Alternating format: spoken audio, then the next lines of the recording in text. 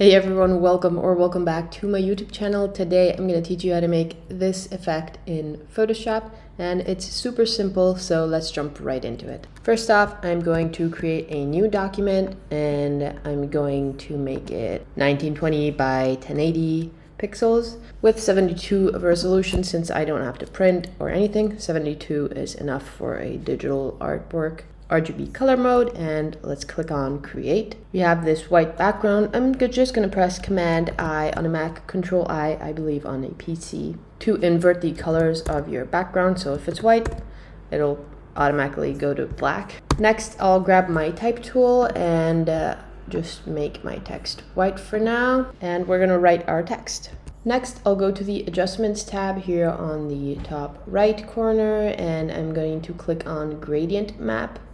Now, as you can see, we're gonna change up these colors a little bit. So I want my text to be white and background to be black. So that's why I'm going with these two colors first. Then I'm gonna just click along this slider to add more colors. Double click to change the color. And I'm gonna go with a kind of creamy color, something like this. I'm then just going to click to add another one, and I'm going to go with a bright yellow. Add another one, double click, and I'll make this one red. Maybe add another one and make it a dark red. So something like this for our gradient map. You can use whichever colors you like. Now you're not going to see anything because we only have a black background on a white text. But as soon as you add some grays in there or some midtones in there, that's when all our colors are going to pop up. So press OK. We're then going to just click and drag the text to the plus sign to make a duplicate of it. Otherwise, you can just press Command J on a Mac, Control J on a PC. And I'm going to place that behind our main text. And I'm going to go to Filter, Blur, and I'll add some motion blur in there.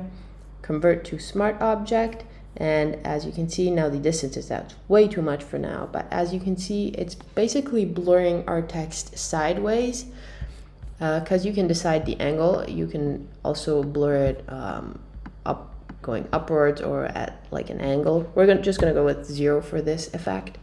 And for the first one we're going to go with about 50 pixels distance. You can obviously play around if that's not the exact effect that you're looking for, but we're going to go with 50. We're then going to duplicate this layer again.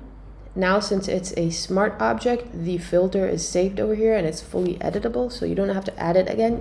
All you have to do is just double click on the motion blur effect. And for this, we're going to add a bunch more.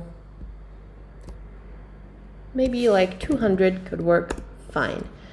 Duplicate it once more and repeat the same thing. So double click on the motion blur of your bottom layer, and we're going to add way more.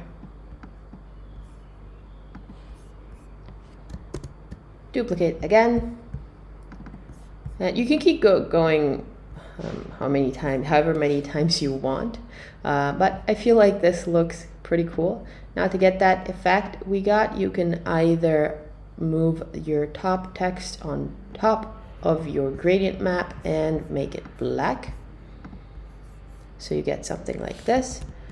Otherwise, another option you have is just leave the text where it is and just change the blending mode to something like difference or subtract, which gives it more depth, I think, because sometimes it gives these cool outlines and smudges and all that stuff. So I prefer it that way. Once you're happy with it, I'm just going to select all my layers, right click and select Convert to Smart Object.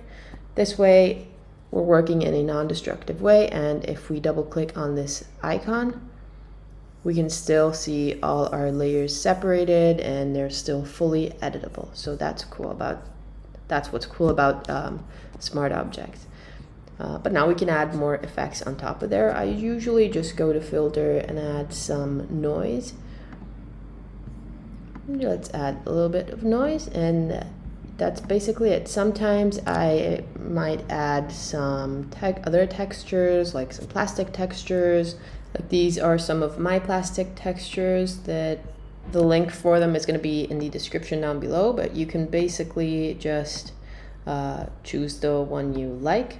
They're all PNG files and they're all transparent, so all you got to do is just drag them on top of your work, resize it,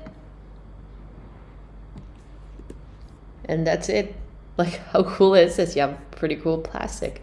Anyways, thank you so much for watching. Feel free to go follow me on Instagram. I post daily designs there. I'm on almost a day 600 now. That means that in a couple months, I will be on 2 years of posting a design every single day, which is mind-blowing. And also in the description down below, they're going to be linked all my texture packs and my gradient map packs. There's also some free ones in there, so definitely go check those out. Thank you so much for watching, and I'll see you guys soon. Bye!